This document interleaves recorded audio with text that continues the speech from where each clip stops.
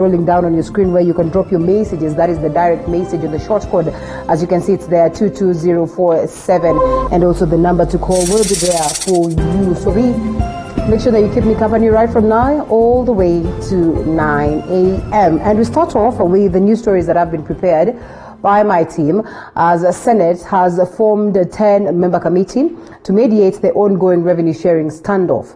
The committee is expected to review the amendments to the House Committee on Finance and Budget proposed formula. Majority Whip Irungu Kangata says there are 4 amendments already before the House, as Elizabeth Mutuku tells us. The proposed 10-member committee team was arrived at after a meeting of House leadership on Wednesday. The committee proposed to be chaired by Deputy Speaker Professor Margaret Kamar and will seek to mediate the ongoing standoff. The mediation committee is expected to review and consolidate various amendments to the House Committee on Finance and Budget's third basis formula of sharing county revenue so as to explore a middle ground. And they agree that they are going to form a small committee comprised of those who are supporting Mutula Kilonzo's option and those who are supporting the committee's option. So once 5 senators from each group are appointed, we shall then form a joint committee, look at the several options, and then come up with the best option that is going to serve Kenya. We want one Kenya, one united Senate. We want this stalemate to end. The committee was expected to start its meeting on Thursday. Senate leadership says the decision was informed by realization among senators that their hardline position among them was not helping. The committee is comprised of senators opposed to the third generation formula and those in support to get a common ground. From where I see it, supporters of handshake have been very, very supporting of my cause in the Senate. I have seen them supporting all my motions. In fact, no single day have I seen core supporters of the handshake going against all my motions whenever they have been brought before the Senate. In fact, we are it not for their support, maybe we will not be at this stage. So for me, I'm very happy that the handshake has been very, very supportive of the cause. For those senators who have not been supporting our cause, it's very understandable. This coming amidst complaints from governors over the delay in disbursement of funds. In Uasin Gishu, Governor Jackson Mandego says his county is now crippled. They should stop this casual business. You would treat counties as if they are small entities. We are a constitutional organization. If you combine the public servants serving in 47 counties, that's not a small number. Huwezi tuambia watu waende wapambane na corona na wajalipa rent. Ninyi mnatupatia stress bwana. Hawa wafanyakazi wakigoma, wewe unataka niende niwaambie nini? Na watu ya national government wamelipa mshahara. Kwani pesa ya national government ya kulipa mshahara ilitoka wapi? Ya kulipa counties ilikuwa mawapi? We cannot be struggling. Na wengine wanakaa huko hawataka kurelease pesa ya mshahara. Salary is not negotiable. ODM leader Raila Odinga now says Senate should opt for a win-win formula, a position that was earlier taken by Deputy President William Ruto. However, a section of ANC MPs are now accusing Raila Odinga of derailing the revenue sharing formula solution. By the fact that county governments who are recognized under the current constitution are being starved of resources and the operation negatively impacted.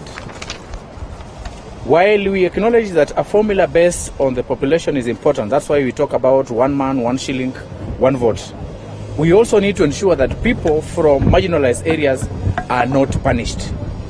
We call on the leadership of the Senate, through the Speaker and the leader of majority and minority, to urgently convene a meeting with the key stakeholders that include the Treasury, Commission of Revenue Allocation, and the Council of Governors to meet and define a workable formula that is agreeable to all Kenyans. Angaa kuona kiongozi ambaye tunaheshimu mzee Raila jana akikeuka kwa msimamo yake, kwani hakukuwa na advisor yoyote ambaye angeweza kumjulisha hii vile ambavyo inafaa kufanywa. Ndio sasa ameelewa nini ilikuwa inaendelea.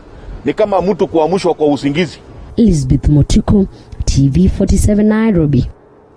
And Senate Committee on COVID-19 has directed the Auditor General to conduct a special audit on how funds have been used by counties to fight the spread of the virus in the country. The committee wants the Office of the Auditor General to review expenditure and detect irregularities on the funds. Joash Onsari reports.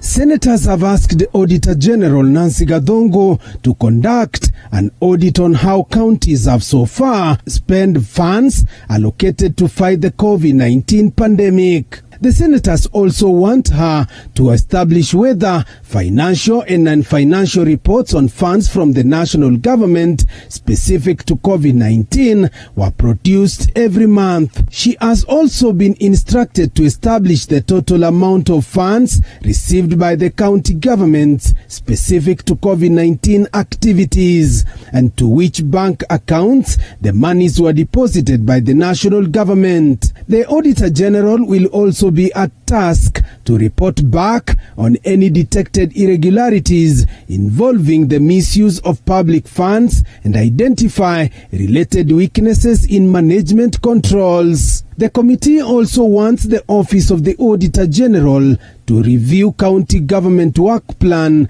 procurement plan on COVID-19 and the expenditure of funds, as well as financial and non-financial monthly reports. This coming in the wake of complaints on corruption allegation in the procurement of protective equipment PPEs. The Ministry of Health, however, saying that Kenya Medical Supplies Authority is in a better place to answer the queries on the purchases. Even though we have the Procurement Act, that there are also provisions under circumstances such as the ones that we are going through now, which is a pandemic and an emergency, that there are certain flexibilities that particular law also allows. I would not want to get into what was done right and what was probably not done right, but I'm sure that we have the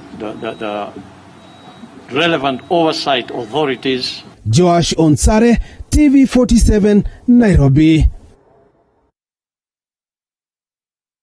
Now, the country has not reported a single imported COVID-19 case since international flights resumed. Health CES Rashid Aman attributes this to stringent measures being observed before passengers are allowed into and out of the country.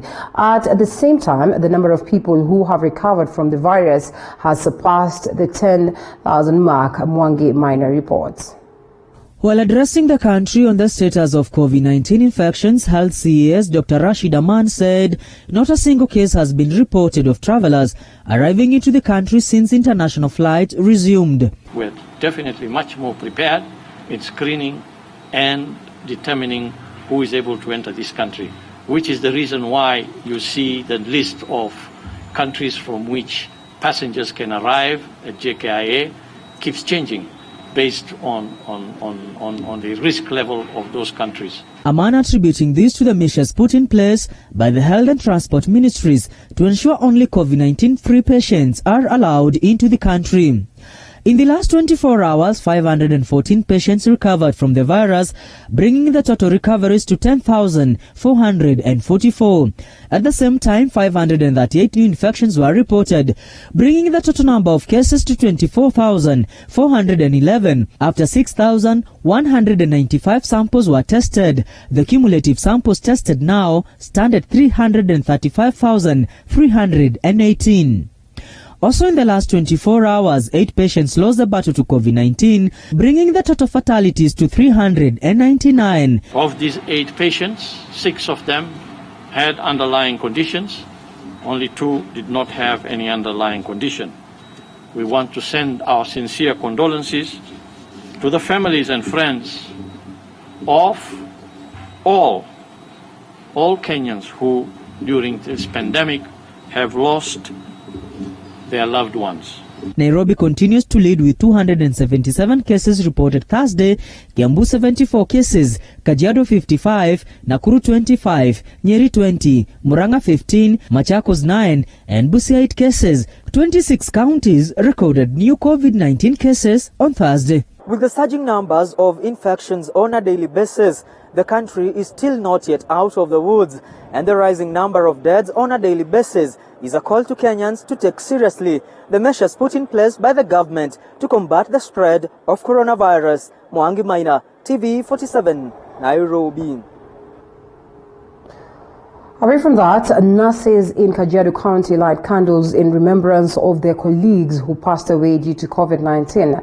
The nurses also said a prayer for the victims of the pandemic. They were holding a photo of the nurse who died last week in Homa Bay County. At least 10 health workers have died so far due to COVID-19.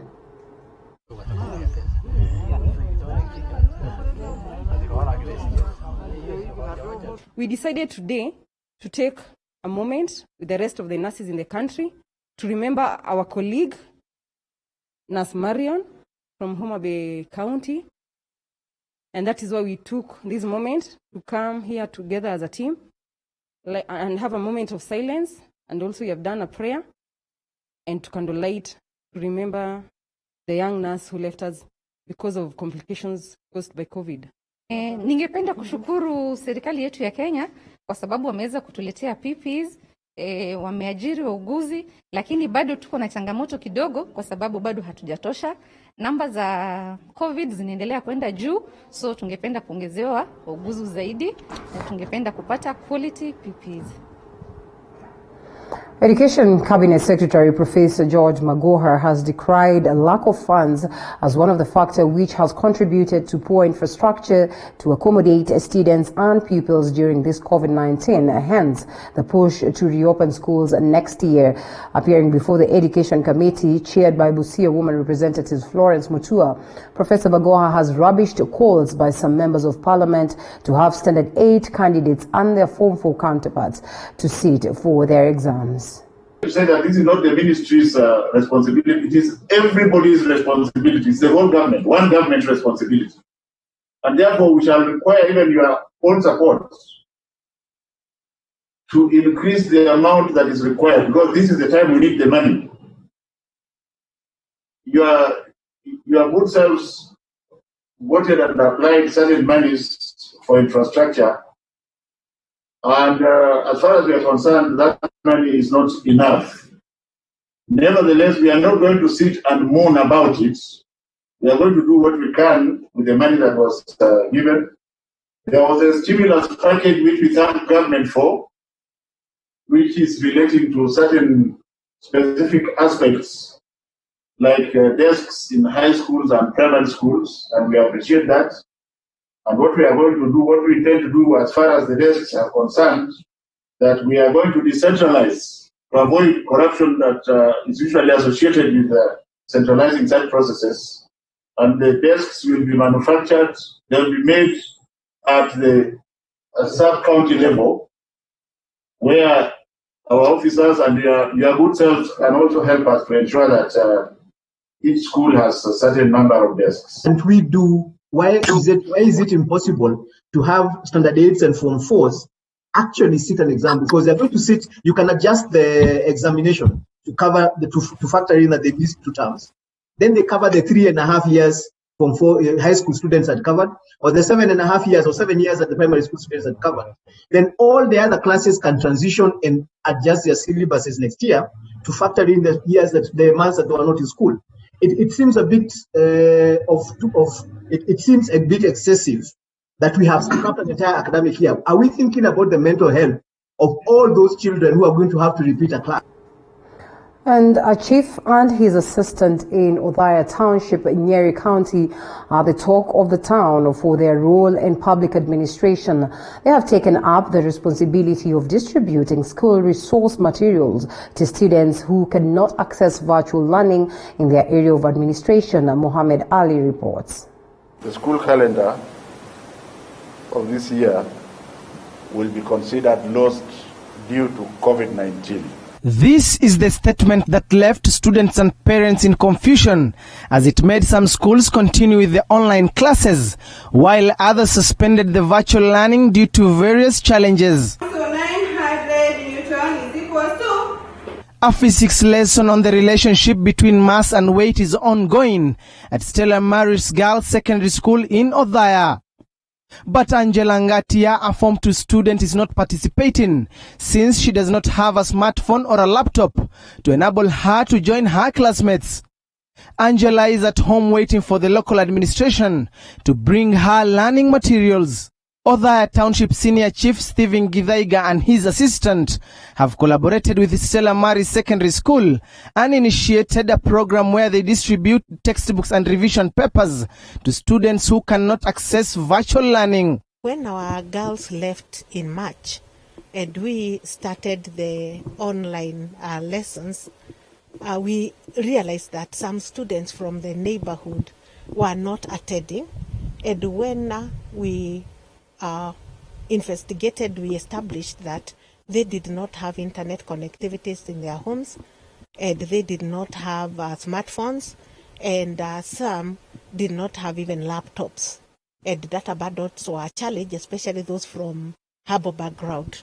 And therefore, we took the initiative to liaise with the area chiefs. This is my local school, and huwa natembea hapa mara kwa mara nikija kuchukua revision papers za wanafunzi wa kidato cha kwanza mpaka kidato cha 4, wale ambao wako kule manyumbani in the community ambao hawezi kulog in into the internet. Yes, wala shukuru kwa karatasi au nawapelekea.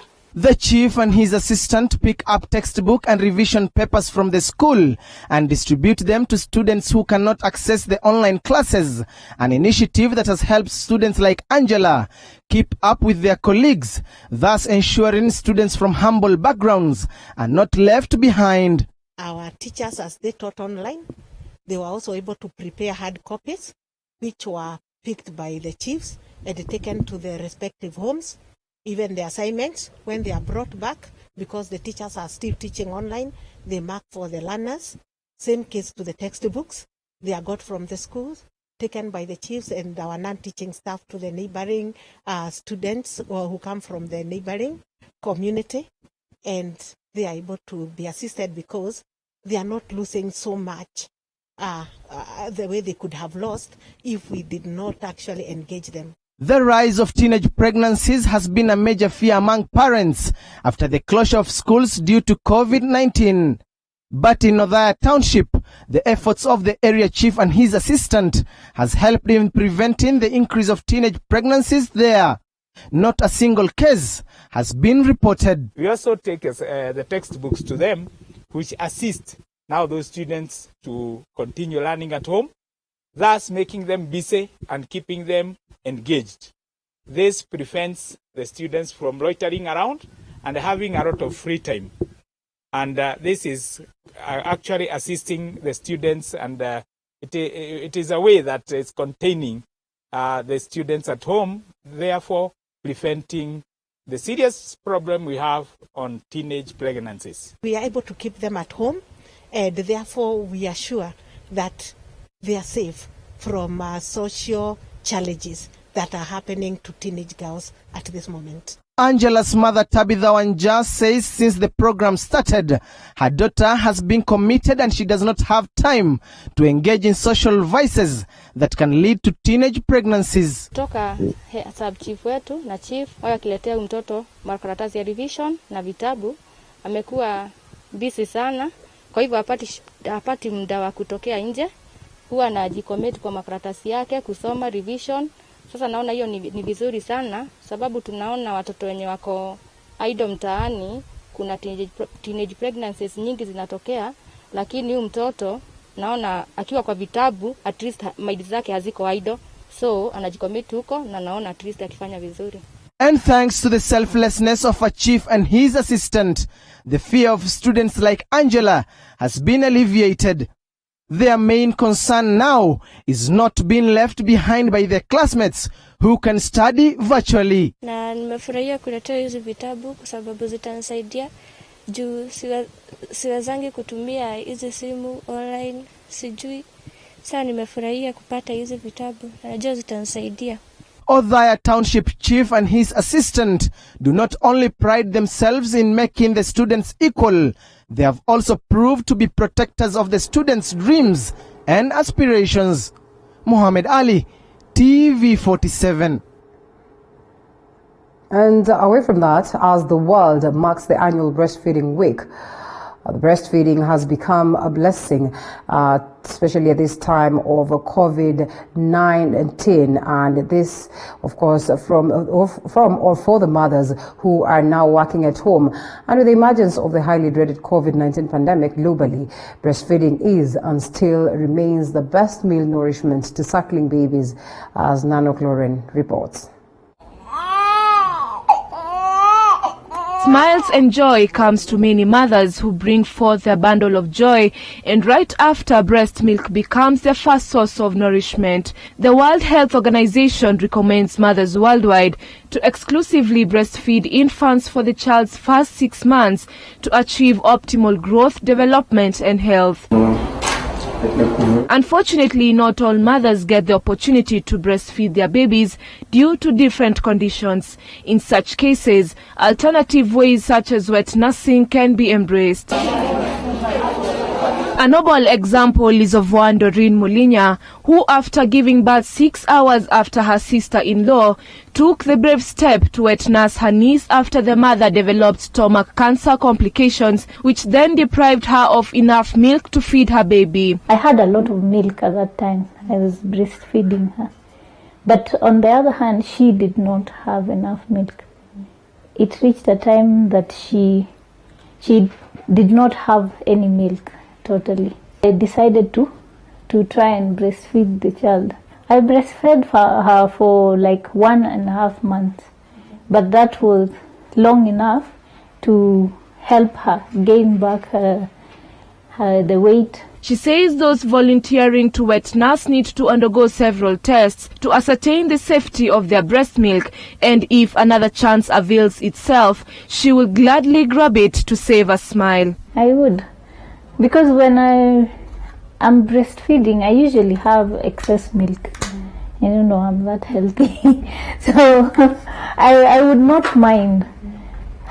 Being that I'm also a mother, I know the benefit of breast milk to a child. With the emergence of the novel coronavirus, many lactating mothers have become skeptical of how safe their breast milk is to their newborns. And to mothers who are tasked with handling COVID-19 patients have been called upon to practice the highest form of personal hygiene before beginning to breastfeed. It is considered to be safe to breastfeed your baby through the period, through the pandemic. If a mother is found to be COVID-19 positive, she should wear a mask when breastfeeding her baby, maintain hygiene, wash hands, sanitize, wash hands, and still breastfeed as normal. With this year's theme being Support Breastfeeding for a Healthier Planet, lactating mothers have been urged to carry on with the task because in it comes a ton of benefits to both them and their young ones. Babies who are breastfed are healthier in terms of they suffer less diseases and infections, so they have less hospitalization and places a much less strain on the medical system. It reduces the chances of a mother getting cervical cancer and breast cancer in future, and so that means that mother is healthier. Nano Cloren, TV47.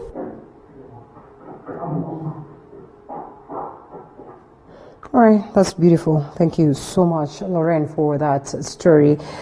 And like the theme says, it's important that we all take part in this process to ensure that we have a good future ahead for our babies. That aside, it's time now that we cross over to the newspaper review. Joining me this morning to expound some more on the newspaper is Wafula Kalistas, who's the chair, JW Network's lobby, and Lewis Mathenge, youth leader. But before we do that, let's first of all take a breather so we can pay some bills and come back.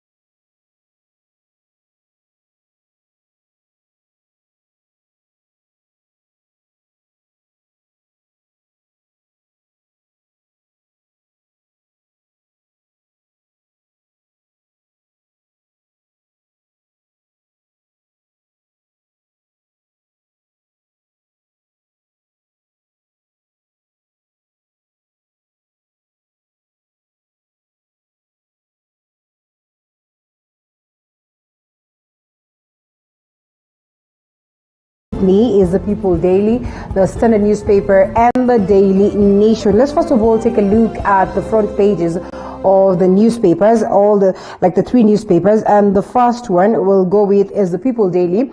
Why members of Parliament want CS Magoha to conduct examinations, and this, according to severe tests, legislature, demand that the Ministry of Education should adopt a new normal approach since virus is likely to be around with us for long. But Minister says schools cannot reopen before country flattens the COVID-19 curve, and most parents will not allow their children to leave their homes. This as captured on page 8 of the People Daily.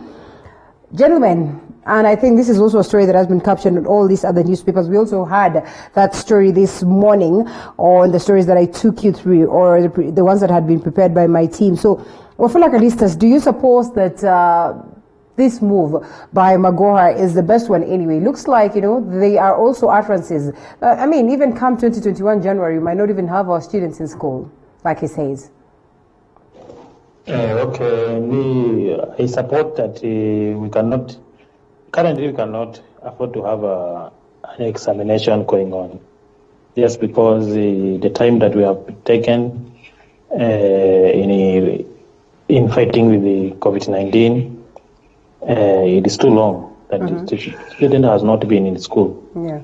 Therefore, what I'm proposing is that the CS come up with the measures of ensuring that we localize our schools, so that our students are able to report back to school by January.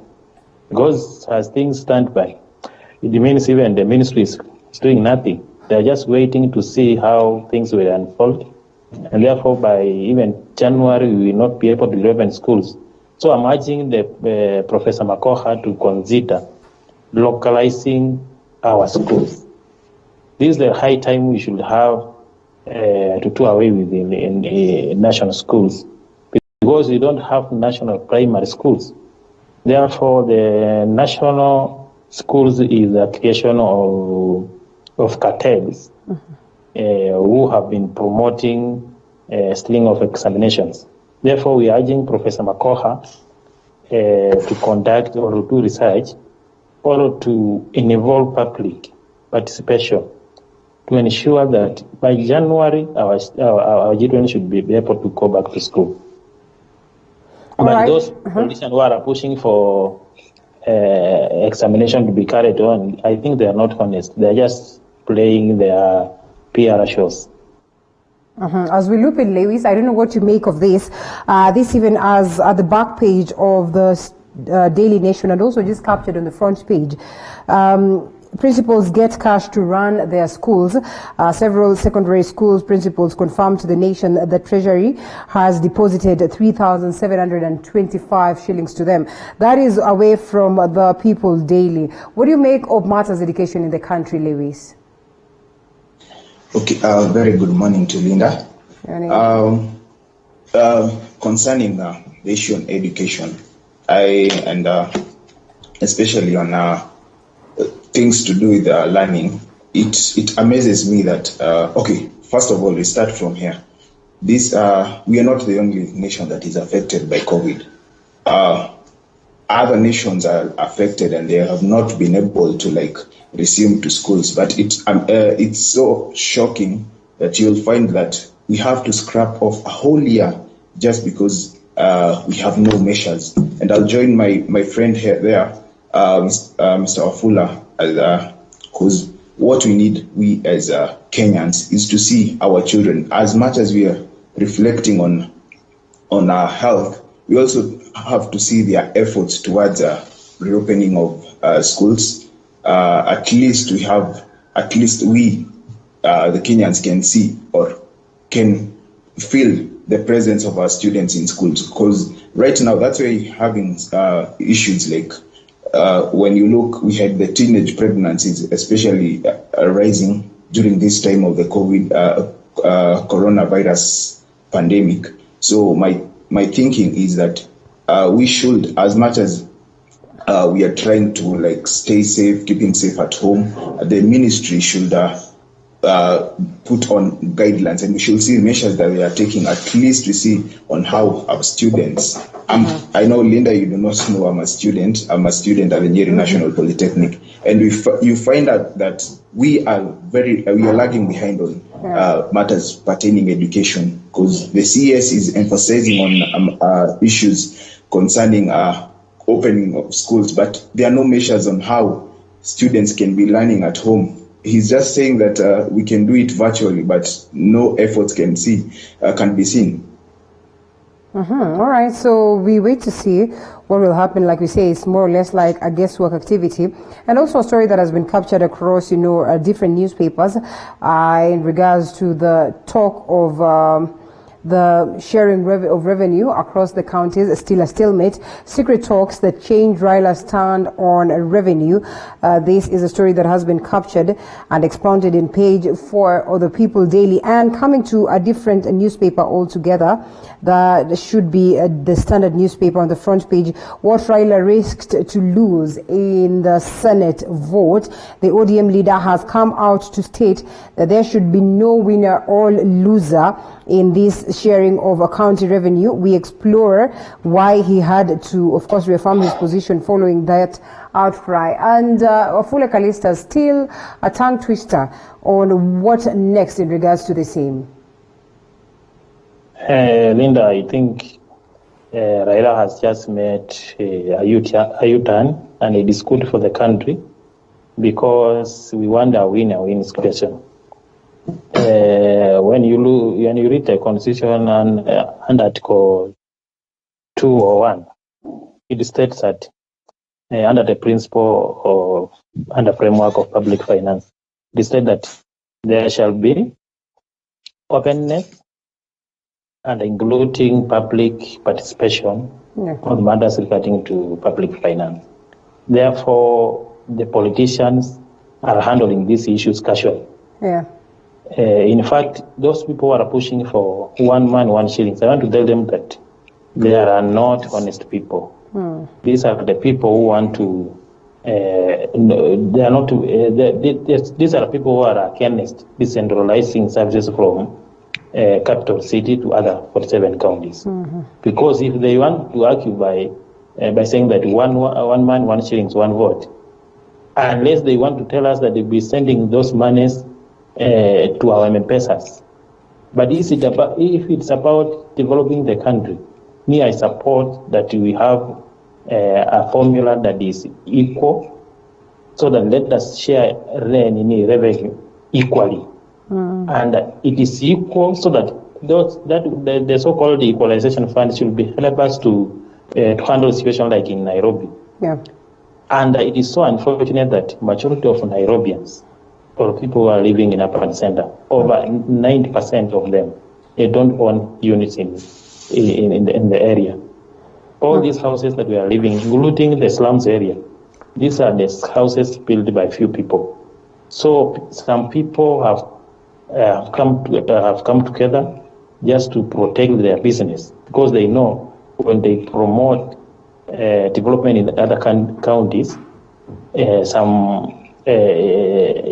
all of a sudden, or some few years to come, people will start migrating to other counties, and their investment are here in Nairobi. So there is a situation like in Turkana. Right. There is oil in Turkana. Those people, they are living in a pathetic environment, and yet they contribute a lot to our revenues. Therefore, the issues of population, we should ignore those people who are pushing for one man, 1 shillings, because they are not honest.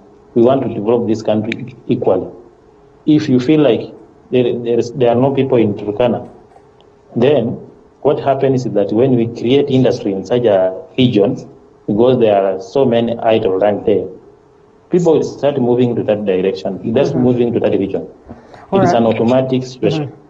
Yes. Okay, well, thank you. And we are waiting to see what will happen in regards to the same, whether there's going to be a truce and in what way it will come into favor the people. But crossing over to a different story on the Daily Nation, that is the front page of the Daily Nation, and coming to you, Lewis. Man eating Ruto's lunch in the Jubilee government of President Uhuru Kenyatta and Deputy President William Ruto were a family, and Mr. Kenyatta was one spouse and Mr. Ruto the other, while Interior Minister Dr. Fred Okengo Matiang'i was a friend, just a friend of Mr. Kenyatta's. There are reasonable grounds for Mr. Ruto to urgently request the intervention of the family prester. That is expounded on page 6 and 7 of the Daily Nation. Do you suppose that it's clear and evident that Matiang'i has taken the place of Deputy President William Ruto? And they say inside the mind of the president's right-hand man at Harambee House. And just after that, first of all, they started pointing fingers at him, but before you knew it, they were pointing fingers at Right Honorable Raila Odinga. Why this talk at this time? Okay. Linda, concerning the issue on Matiang'i and the Deputy President, we as Kenyans did vote in 2013, and our vote was towards the President and the Deputy President. Nevertheless, we can consider that the President has his own, their developmental agendas that they all have. And let's be human. It's good to be human. And I will say, if at all, also our Bible, by the way, I'm a Christian, the Bible says, if one eye will make you sin, you'll rather cut it off and use the one eye. I support the president in his developmental agendas because, him being there, yes, he has advisors, but the deputy president, as much as we elected him as the deputy president, he's supposed to, the deputy president is supposed to be behind the president. And now saying that Matiang'i is, by the way, we have a history of Matiang'i since when he was in the education. Actually, I believe if he was the one on the education, at least we could have been having measures compared to when Magoha is there. But nevertheless, we still cope up with that. But what I would say is that we must support. We cannot hear one today, tomorrow criticizing everything, and as we end up criticizing such issues, we'll find that we'll lag behind in things that we're supposed to focus. Our point is we should think of how we can help Wanjiku. Now that's the president thinks of how he will help Wanjiku.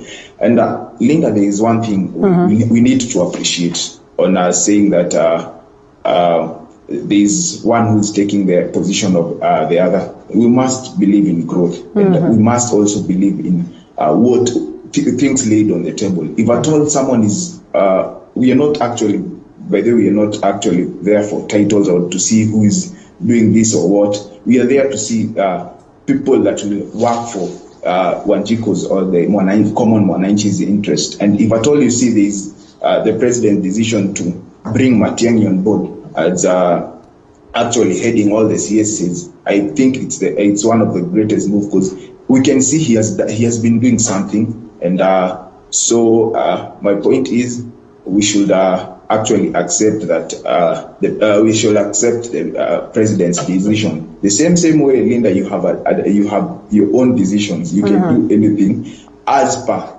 the ethics of TV47 or the guidelines of TV47. And if Matiang'i does it, and if Matiang'i does according to the Constitution, why should we be against him? All right, so all these decisions are crafted towards political interest, so to speak. President Uhuru Kenyatta with an interest of maintaining a legacy once he exits the stage. Right Honorable Raila Odinga also with his own interest. But that aside, Matiang'i has been said or has been rumored to have also political interest. And, he's, what one would call good performance and, tough talk is based on the fact that he is crafting the path towards ensuring that he positions himself somewhere strategic, in years to come. And also the DP himself, and to a story that has been captured on page 5, of the Daily Nation too speaks of what tact, the DP has changed, or the DP is tact for 2022, and Ruto allies vow to take their 2022 agenda to every corner of the country. So he has changed his tact in 2022, and to what the Daily Nation says is that isolated in government and the ruling Jubilee Party, Deputy President William Ruto has now retreated to what his strategies call safe zones. He has been meeting political leaders from across the country and groups representing women, the youths, and the clergy. This even as, of course, we've been told it's not important to hold, or it's not right to hold political talks at this particular time. So, Wafula Kalistas, as we wind up on this subject of the DP and whether Matiang'i has come in to take his space, his change of tact, his move, do you suppose then that one, it's going to whip votes for him or get votes for him? Is he able to just get sympathy votes in this particular case? Is he able to entice Wanjiku to a point whereby he will stand a chance? I think what I can say that the TP has a role to play currently in the government of Uhuru Kenyatta. I think we will evaluate him based on the performance, what he has done for us, because as a principal secretary to the president, he also have a role to ensuring that the government implements its project. Whatever he is planning about 2022, I don't know, because I even don't know the kind of ideologies he is selling to the people.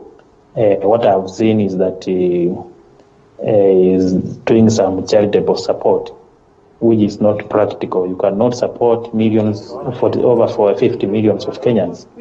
I think we need to change how we do our politics. We want our politics be based on ideologies, policies, and a manifesto. Therefore, in terms of the same, I've had nothing from the TB. The TB has also demonstrated that he can is a very energetic, he can work for 24/7, but now we have nothing to associate with himself since 2013. Therefore, he has big task ahead to prove his candidature right, because Kenyans are watching him. As government, they are fighting to ensure that under this COVID-19, some of them, they are just trying to do some charitable support, and when you follow them, they are just giving support to the supporters, those people who are campaigning for them. Therefore, I will only value the TP the time he will lay out his manifesto, then I will be able to cage him against others. I think that's what I can say for him. But because, and I also know that there are so many candidates who will be contesting, apart from Raila Odinga, Kalonzo Musyoka, Musalia Mudavadi. There are so many candidates, including Mohiza Kitui. Dr. Mohiza Kitui come back to political arena. He's also going to raise a lot of interest. And therefore, people will be able to cage these people based on their capability. We are not going just to support someone just because he has been here. Now you have been here for 10 years. You have been in government as a deputy president. Can you tell us what you have done for us, apart from the charitable support that you are doing? Because we believe supporting other people, it is a normal for everyone. Even as Kenyans, we do support others. Therefore, we cannot vote for you just because you are giving charitable support to less vulnerable Kenyans in our society. Yes, and away from that. Yes. Okay. All right. Away from that, because of the interest of time, let's pick this story on the front page of the Standard newspaper, cracking open the mystery of Corona billions. And this story has been expounded on page 7 of the same. And twin assault, baptism of fire for new Auditor General, as Parliament demands a special probe into COVID spending, while Treasury CS Yatani seeks to return off the money taps.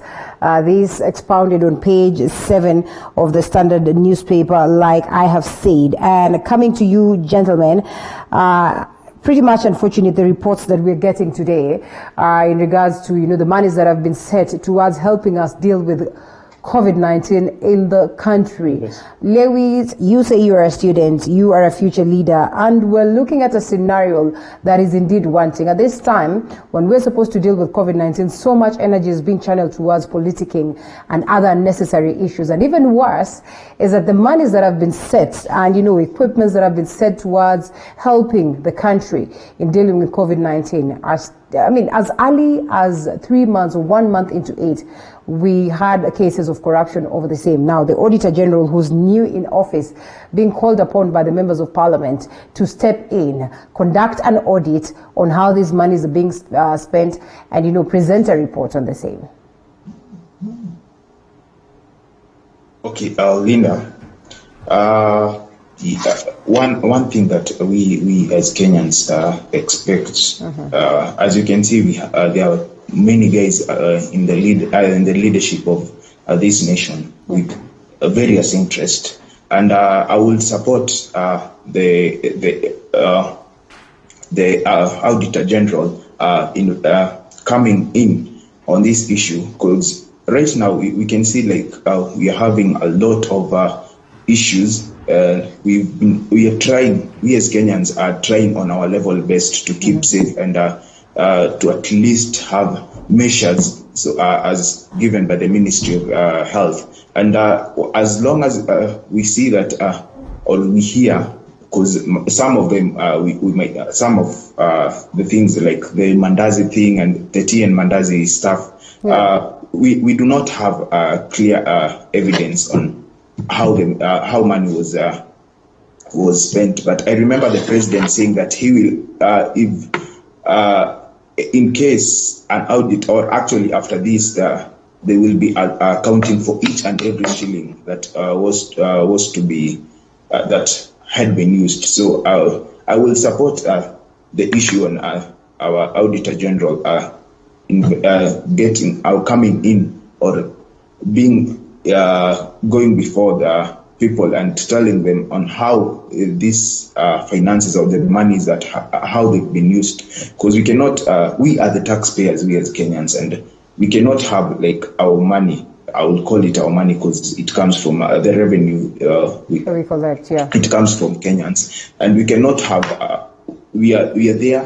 The common mwananchi is tirelessly looking for money, at least a coin, and the same coin, a certain percentage is taken, and then you find it ending into people's pocket. That's that's injustice, and I condemn that actually, and I support the Auditor General should actually come and account for this money. Moreover, we also remember that some of these are donations. As much as they are donations, you cannot tell me that you can audit, or it's not something that is coming. What actually what should be accounted for is what is coming out from people's pockets, and people, I mean the common mwananchi. But donations are, I think, at some point, I wouldn't give some Linda. I wouldn't give you something, and the same person who has given you out maybe a shilling or 2 shillings, I come trying to look on how, or even think of coming and seeing how you've used the money. So I support the donations personally. Donations given by people or other institutions, that one definitely cannot be audited because it came from a donor. So if the donor requires the auditing, that's a different case. But money that is involving Wanjiko or has come from Wanjiko, we expect to it get should be accounted. accountability. And I would actually say even money from the donor is meant for Wanjiko, to cushion Wanjiko, to help the country, so it should not be stolen whatsoever. And because of time, we might not allow Callistus to weigh in on the same, but I'm sure we're going to have a session on this because then it's a developing story. But briefly, in a minute or so, Afula, 22 years since the bomb blast, yes, as we get to go for a short break, bomb blast victims cry for justice 22 years later. And I mean, I think 2 out of the perpetrators of the same, the 21 perpetrators, or 4 of them are still missing as it stands right now. If you can remember the events of this day. Yes, I think Linda. Hello.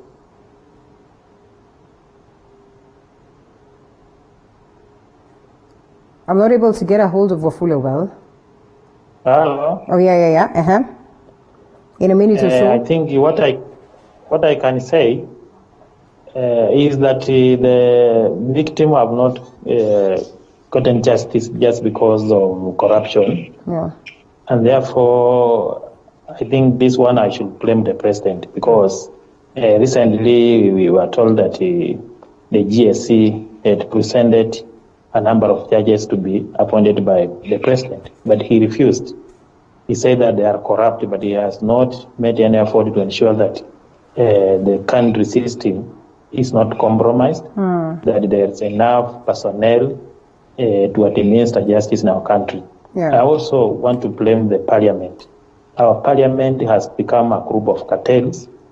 They do not exercise their duties as invested in the constitution of representation and checking on executive, by ensuring that also the judiciary are not disadvantaged, that they have enough funds to carry on their activities. Our parliamentarians have failed us. Well, also, issues to do with the... Briefly, in 30 seconds, please. Okay. Issues to do with the judiciary. I think the time we will have financial autonomy be stated in our constitution, that is the time Kenyans will be assured for justice. Because every time we have been seeing executive influence trying to pin down the judiciary. Therefore, we are saying that Kenyans should know that they should push for an amendment of the constitution to ensure that the judiciary has an financial autonomy stated as from the constitution. That's where we'll be able to get justice. But we will never get justice. Okay. We will never get justice if there are no enough personnel to administer justice, like judges. You have heard people also talking about a number of students failing at the law society, Kenya School of Law. Therefore, it means that system has been stage managed by cartels, because there's no way you can tell me someone like Amina Mohammed can be able to pass an examination, and a person of my age who is a private student from Nairobi, from the University of Nairobi. Right. He failed to pass a very simple examination of that law society. I think Kenya School of Law. I think that system has been stage managed by cartels. Right. And that is what we are supposed to fight for. And address. Let us have fair system. Yes. Thank you so much. Speaking of justice also, that is CJ Maraga also decrying that the backlog of cases that are facing the judiciary as it stands right now, the courts also are informed by the reduction of funds that were channeled towards ensuring that activities run as expected in the courts. That's pretty much unfortunate. That means there could be need for you to wait for more time in order to get justice to the numerous cases that are there. But anyway, we wait to see the developments of the same. Thank you so much, Wafula Callistus, Chairperson J Networks Lobby, and also Lewis Madenge, Youth Leader. It was great having you this morning. And now we're crossing over to a different discussion altogether. Like I said, it's all about the youth. After this break, we get to update you with more.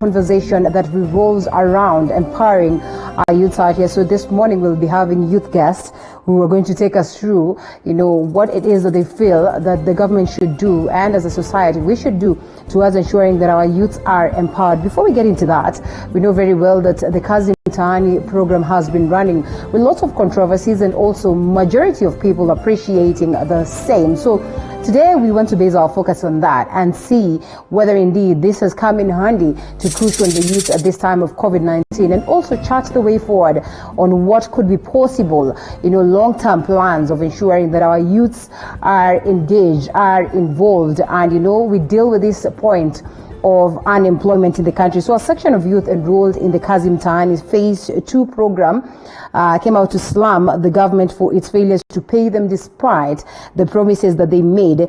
And of course, they had promised to pay them this week. The workers are now threatening to pull out from the program, even as ICT Cabinet Secretary Joe Musheru assures them that their payment is a matter of when, not if. And of course, this is going to sail through. This story has been worked on by David Muthoka, and we come back to react on the same.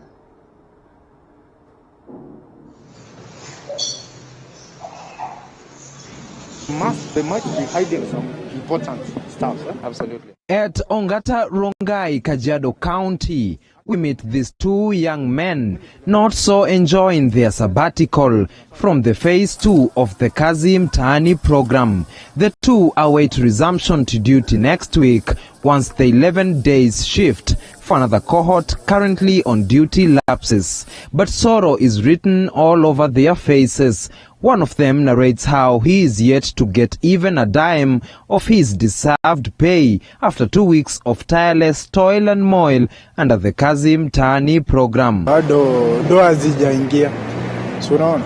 So tumekuwa tukifuatilia hizo pesa, tunaenda kwa dio. Kwanza tunaanzia kwa chief anatuma kwa dio. Tukifika kwa dio, wakaniomba details, nikawapea zote. After that wakaniambia niende pesa wataeka, so hadi for now sijaona pesa. However, could Brian Mosaro be among youths? The State Department of Housing and Urban Development is yet to remit their wages due to money transfer problems caused by wrongfully registered phone numbers. Hapana, kila kitu nilipeana kilikuwa correct. Hakuna kitu nikosea. Phone number ina match na jina kwa ID. Kila kitu kilikuwa sawa. How about you? Atambo Janai, a journalism graduate at Multimedia University and still unemployed, says he thought the moment he enrolled into Kazi Mtaani was the moment he bid his financial woes farewell. But the single cash transaction of barely 2,000 shillings from the National Hygiene Program has since dimmed his hopes. The government had announced that it would use a daily work for wages approach, with each worker set to pocket 455 shillings a day. This means for a period of 2 weeks, Atambo was expecting approximately 5,000 shillings as his pay. He says the cash he received is just but a paltry share of his expectations. Mwanzo tulikuwa tumeambiwa kwamba tutakuwa tunalipwa shilingi 455 kwa siku moja. Kwa hivyo jumla ingetokea kuwa 5,000 na shilingi 5. Lakini sasa baada ya kumaliza kazi tuliweza kuambiwa kwamba tungelipwa wiki ambayo ingefuata, na wiki iliyofuata tukapata kwamba tumelipwa nusu ya zile fedha ambazo tulikuwa tumeidiwa na serikali.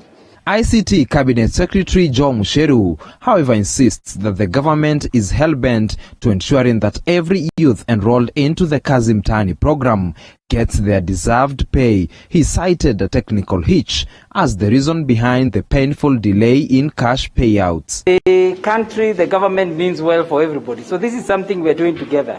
It's not something that the government is doing separate from working with the youth. So I encourage every young person to really come out and work together with us as government, because you are us. We're working together, and there's nobody who's trying to shortchange anyone, especially during this COVID period.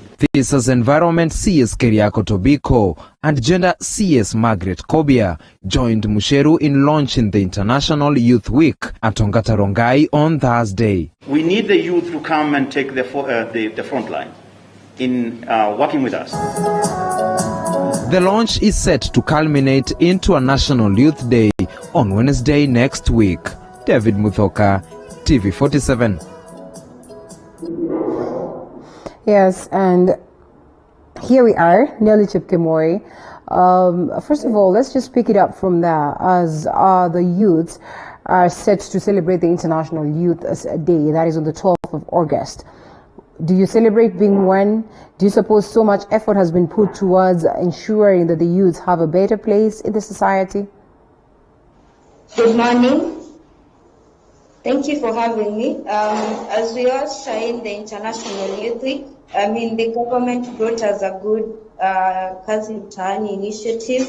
I think it's a good initiative, but once we are having now our youth complain about payments, I don't think it is going the right direction as it should have. I think payments should have been timely, because if the government means well for our youth, then they should have ensured that their payments are timely. We shouldn't be having youth complain at this time when the program has not yet reached its peak that they are underpaid or some are even not paid. So I think the government should just ensure that the payments are timely in order to achieve the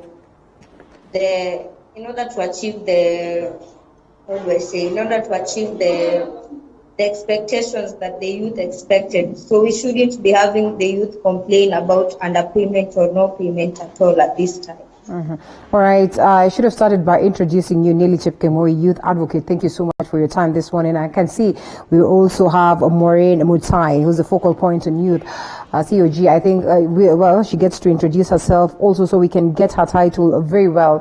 And looping you, Maureen, on the same, do you celebrate, do you feel proud to be a youth? Do you feel that so much effort has been put towards, ensuring that the youth have a better place? And also picking up on that Kazi Mtaani aspect, when we are talking about a short-term program that has been set to cushion youths at this time of COVID-19, and yet it's not been sustained as it's supposed to be, what does it speak of the future? What does it speak of the long-term programs that the government could be having?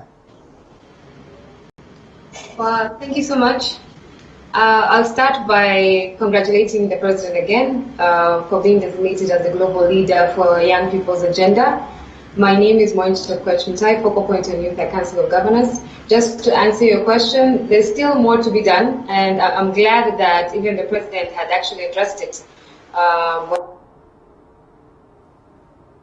Was officially being launched as the Generation Unlimited Global Champion, where he said we have existing programs that we need to revamp them and make them better and make them speak to the young people as opposed to creating new ideas and new programs. So that is one thing that I feel actually is addressing the issue, and it's being accepted that there's a problem. In terms of the Kazi Mtaani, it's a very good initiative, like my co-guest actually spoke about. It's just that I think it still needs proper mainstreaming and also better way of payment mode that can be able to be accounted and be able to be, followed up on, as opposed to having such not clear circumstances as to why people get delayed payment or some of the young people not getting their pay at all. So that's to that. But even as we look at that side, and Nelly, you rightfully put it that this is a good program towards, again, keeping the youth busy and also just trying to give them something. But many have come out to criticize it based on the fact that, there's a lot of controversy that surrounds the awarding of these, programs or awarding of these positions, talks of nepotism, talks of tribalism, politicization of the matter, taking center stage. How can we run from such a scenario? Though the government spokesman at some point in time disputed this and said that the criteria that is being used to set up or to have the youth come on board is way beyond that. It cannot be altered, it cannot be affected in any way.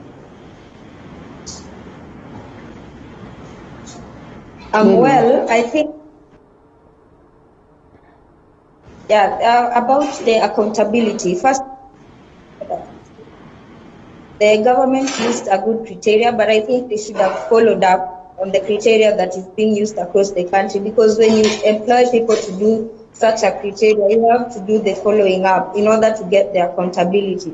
So I think the government should ensure the initiative covers the entire country, and they should also follow up on the criteria so as to get the accountability of how this program is running, because we've had complaints that the people who are told to be in charge are now coming up with other ways of employing youth. So you get someone applied, and then he or she did not appear on the list so that they could get employment. So I think the government should have a following up idea and criteria that needs to bring up accountability so that we don't have our youth complain about others missing out on the opportunity.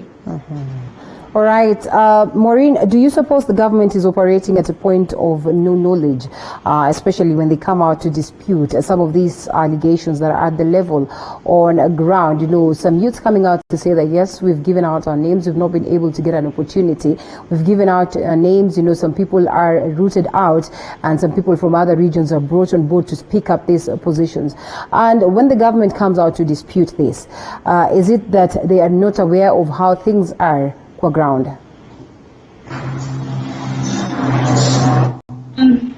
We can't exactly say that the government isn't aware or knowledgeable about it, because hence why there's the program existing. We can only account, I prefer we go on the approach of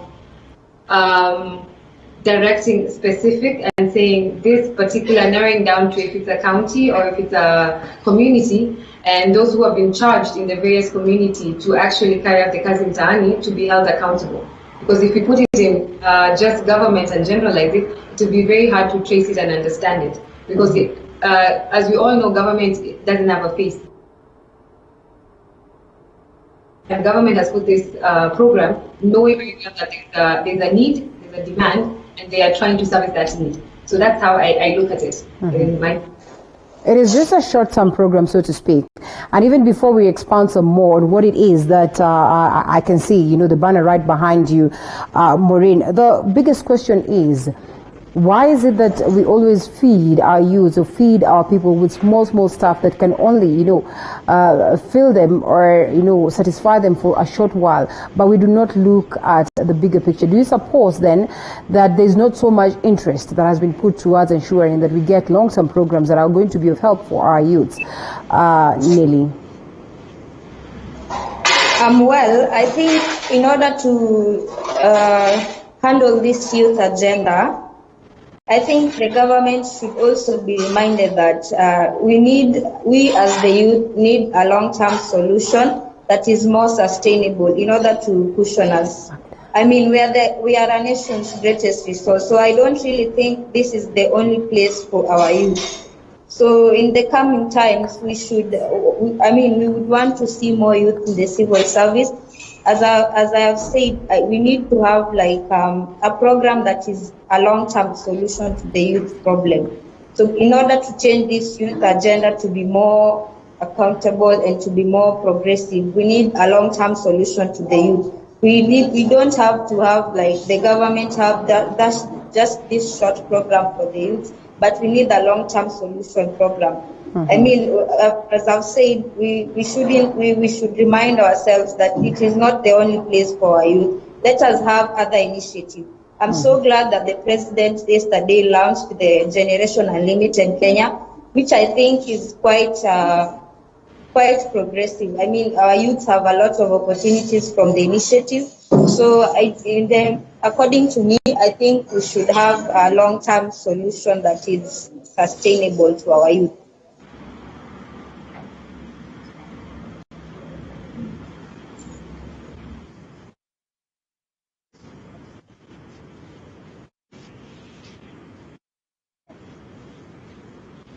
And then we come back with you, Maureen. Tell us what the program is all about. The program is aimed at training our young people to be able to get access to digital work. And in this instance, we want to encourage people like yourselves who are trainers of trainers to use that platform to be able to work with, for example, our Ajira trainers, for you to be able to acquire those skills and to be able to pass on those skills to the other young men and women who you are currently engaged with, to show them how online work can be made available. Secondly, we have the innovation hubs that we are developing virtually in every constituency. These innovation hubs are supposed to be a center where people can have access, our young people, to free internet, to computers, to be able not only to learn, but also to become startups, where you can go and start your business, where you can have the basic infrastructure to incubate your business. Well, coming to you, Maureen, tell us more about this program and how much is going to go a long way towards, giving us long-term solutions to the issues of the youth, getting the youth involved, creating opportunities for the youth, as the president would say. Okay, thanks so much. One of the things that I'm mostly proud of is the aspect of I was privileged to be part of the team that actually formed the TORs for this Generation Unlimited, and seeing that it will go a long way in helping the young Kenyans, including myself. And one of the opportunities that I see it will be best in our context in Kenya, because as much as it's a global designation, bringing to our own context is in regards to improving education and also trying to open up minds more into the skills section. So we're able to promote or enable young people to tap into their skills and use that in terms of job segment or in terms of creating jobs. So I find that it's a good thing. If you can allow me, I take you through there are three terms of reference for the Global Champion. And one is to be the voice of young people.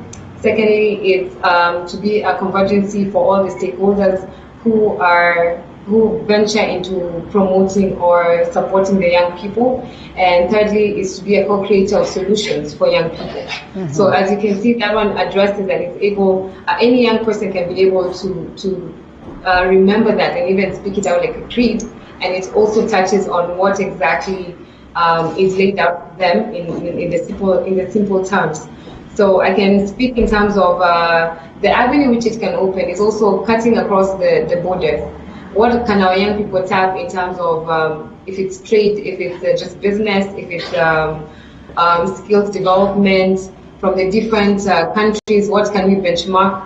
What can we also replicate from our country to another country? Because we have really, really talented young people who have created solutions, even during this pandemic. Yep. The amazing innovations that have come out, including from the Kenyatta University students to people from the different communities, like the team that created, I believe it was a list of following up in terms of how the pandemic is spreading in Kakamega, and these are young people in the community. So there's so much that our young people have. It's just more of giving the platform, and I'm praying and hoping that this Generation Unlimited, our young people can be able to tap into, and as government will enable them to be able to access all these opportunities that are there and also walk them through.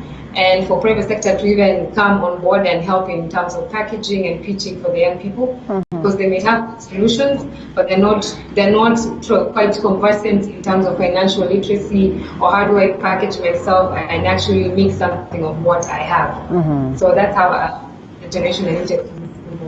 All right, amazing. And we come back to you. Of course, we'll come back with some more questions on the same. But we come to Nelly, and I'm sure you've heard this before. Youths arguing that, I was just going to school for the sake of, awarding that paper to my parents, awarding that degree to my mom, because anyway, they pushed for that. We'll tell you for free. You've heard what Maureen has said, that there's that need to ensure that we make the best of the education systems. But reality again on ground is that these people feel like, after we've gone to school, we've learned whatever it is that we've learned, it becomes useless because of the level of unemployment that we witness today. Some say that if I'm creative enough to do something for myself, well, you find that most of them do stuff that are different to what it is that they went to school to read. So the argument on ground is that, well, what is the point of even having my paper? Because then I'll just have it somewhere in the drawer and probably take ages before I get to see. Hence, maybe there's no need of education. What can we do towards ensuring that as we work on the education, we ensure that, this is something that is going to come in handy towards also bettering the lives of our youths? Okay, according to me, I think we should change our mindsets.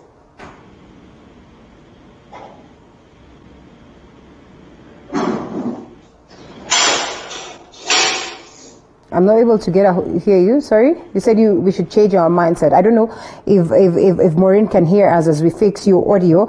Maureen, the picture is running on the screen also. Just painting a picture of the usual kawaida work that one would do, and most of these youths will tell you that they have their degrees, they have their papers, but it's become pointless. Said that they have to wait for at what point the government will come in to just help them, give them these jobs that really do not match their papers. What do we do to ensure that even as we loud education, as we change the structures, as we tighten the noose, it also translates to what the people will do later on, or it will match up to, of course, the activities that will play out later on when people get jobs? Okay.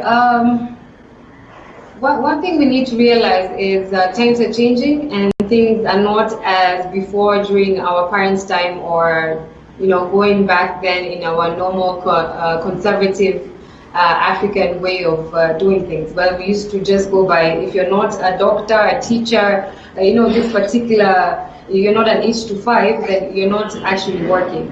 So we need to, I think what our host was trying to, our co-guest was trying to say is in the aspect of changing the mindset to open up to the aspect of even what they're currently doing, what they're venturing into, that does not really match to the degree or to the diploma or to the masters that they have, is also work, and it's actually it's also should be accorded the same privilege or the same aspect as any other section of work that we find and treat as termed as work. These minor jobs that we continue to call them as minor, they're not actually minor. The word feels like it's right. So once we encourage young people to continue to grow themselves and to take that patience, because it's a journey and it's not an instant thing where you can just start maybe cutting grass down there and you have a car. And I know we're in an instant generation where we want everything now. I want to get a house now, I want to get a car now. So it's more of it's a very big tie, because as young people, we want some instant gratification, but at the same time, the opportunities that are there for us to earn an income are not actually addressing that. And it actually causes sometimes to a few the issue of the mental illness, because they end up getting depressed, and that's what we need to address more. And that's to be addressed once the society accepts that even the what we term initial work, because as young people we want it's also a way, an honest way of earning a living, and it's also respectable and it has its dignity. So once the society also accepts that, it will be good for young people, even psychologically and emotionally and physically, to be more encouraged to carry out such activities, as opposed to shy from it because you're scared of what the society will judge of you. So it's not about the papers anymore, because like I said, things are shifting time. It's now more about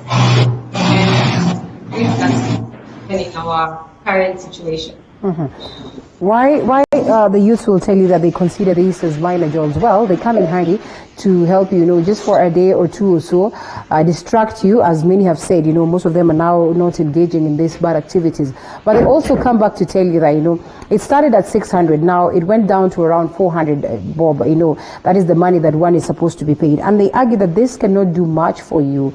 It's unfortunate, yes, that it's something, but again, when you look at it, you probably just find yourself again going back to enjoy the money, because then you see that there's nothing much you can do in terms of improving your life. So in such a scenario, you'd want to compare this and ask yourself, why is it that the oldies do not always want to exit the stage or the employment stage?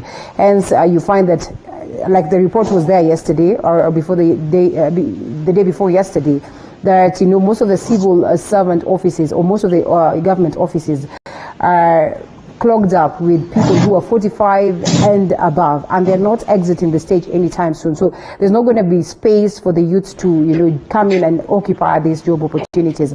simply because they probably feel like they are not ready to retire. They do not have much in their pockets to sustain them upon the retirement age. So when you look at this scenario, what does it paint of what the picture or what the future will be like? Because if we have our youths at 30, at 40, someone has not gotten a job, and when they get a job, they're going to get something that is just something that is going to sustain them for the next 2, 3, 4 years. What happens about the future? What does it speak about the future of the country?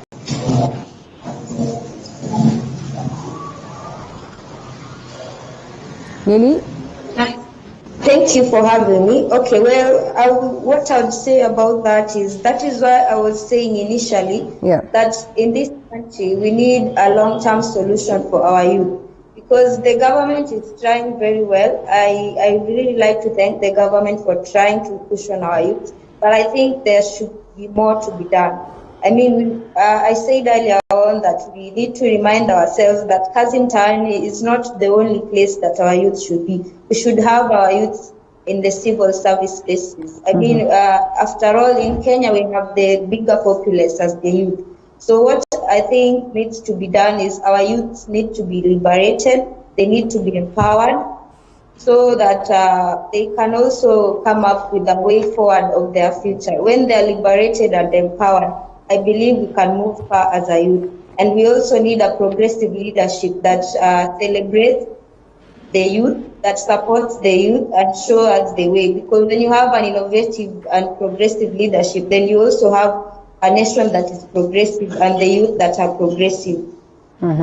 All right, that's amazing. And coming to you, Maureen, Generational Limited and all these programs that are set for the youth, remind the youth that there is a space for growth, that is there is space. You don't have to wait for the government to come and give you employment on that. So when you're looking at the digital space, as they would argue, there's so much for the youths. Do you suppose that as a country, we have been empowered enough to have our youths taking up the challenge, taking up this space and dominating and making money and making a living out of it? Sorry, I didn't quite hear you. Do you mind saying it again? I'm saying, Generational Limited reminding us that there's so much space out here for us to, go out there and shine as youths. Then the question is, looking at the digital space, do you suppose that as the youths, we've been empowered enough to proceed and take advantage, capture that market, and make the best out of it in the country? Okay. Yes, in terms of the young people being digitally empowered or having the skill to carry out, if I got your question correctly, yes, we do have that capability. And I feel that if I may also just deviate a little bit and speak into what Nelly had spoken about, there's more to us, especially in government, to look into young people shadowing and being an understudy for the leadership positions, as opposed to always just being given the what we term as the minor jobs. Because there's the aspect of the reason why a lot of young people are not in, let's just say, let me give the example in terms of governance, is the aspect of the experience. And how someone gains experience if you don't give them a chance to be able to walk through and learn and be able to take over, so that there's that sustainability and there's that passing over. So I wanted to just contribute on that. And in terms of the digital skills, yes, we do have it, and we continue to grow more into it. There's the opportunities. In fact, there's the Google organization are actually searching and looking for people and young people who can, there was a vacancy for young people who they were not going by PhD or degrees, but more into skills. What skills do you have? And like I said, right now we are shifting into times of skills, and having digital literacy is one of them. Because as you can see, with right now people staying at home and staying safe, a lot of people are more glued into their phones or their laptops or their tabs.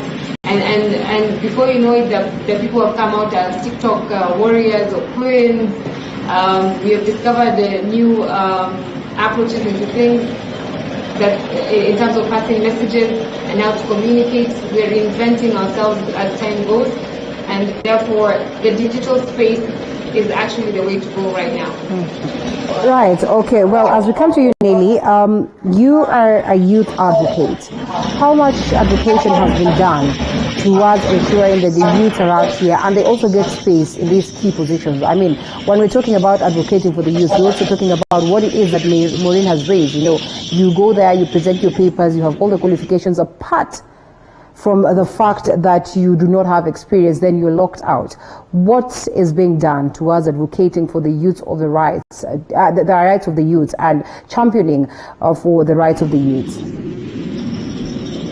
Sorry, please come again.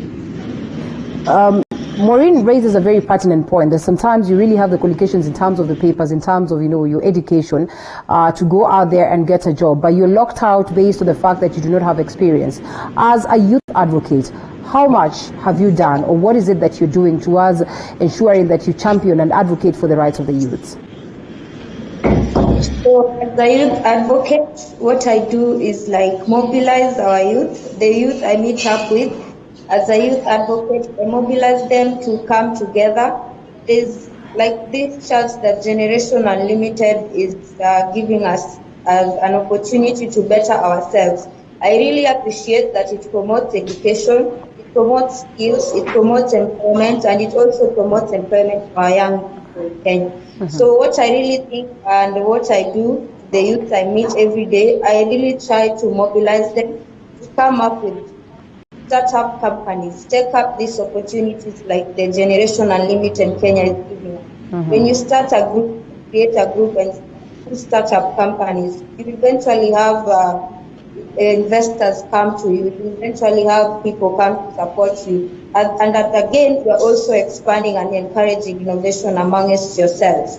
So what we do is mobilize our youth to come together, have a chance to expand and encourage innovation. And also, by doing so, they grant themselves responsibilities through these programs, which will attract investors to support them. Maureen, first, if you ask around, and this is something that I'm saying based on what it is that we've collected as the voice of the youth out there, they sort of feel like the leadership, you know, the youthful leadership has failed us in a way, because these are the people who are supposed to go there and front the agendas of the youths. But instead, they have been consumed by the politics of the oldest, so that they literally forget what it is that they're supposed to do. Would you agree to that? And fighting for space into a youthful position, governance position for that matter, especially being a woman, has, maybe you can take us through your experience. How has it been? Well, the experience has been very tough. I have to be honest. And if I'm to put the government hat aside, even as a young person, it's not easy. And all you have is more of your passion and drive, and knowing what actually brought you there, and looking at the bigger picture of impacting other young people. Because I take an example personally. I look at things as if I'm given a task and I don't fulfill it, it will not look bad on just me, but it will look bad on even other young people who are deserving to be in the position that I'm in. So it's more of a very difficult position to be in, but it's also very fulfilling when you see that young people are benefiting, and the little that you fight for actually comes a long way. But another thing that I find it very peculiar, as it was put some time back with the Safaricom CEO, Michael Joseph, Kenyans were very peculiar. In terms of the young people, we like working in silos as opposed to working together.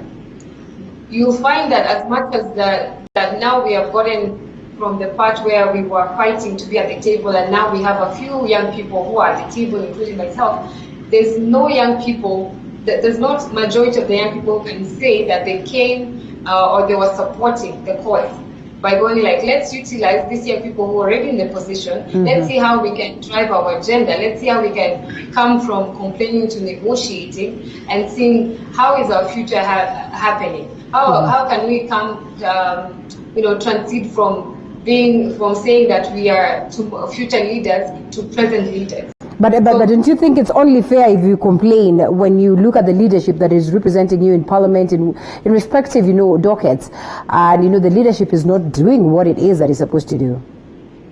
Yeah, that I do agree. to some extent, yes. But it doesn't. But what is the benefit? Even if you were to complain, does that change the scenario? What is more beneficial? Is it you complaining or you doing something about it and actually coming to the forefront and saying, okay, this has happened, it's not good, and we're all human, so yes, we'll complain about it. But what are you doing to address that? Because at the end of the day, that complaining will not bring food to your table, that complaining will not create a healthy working environment for you.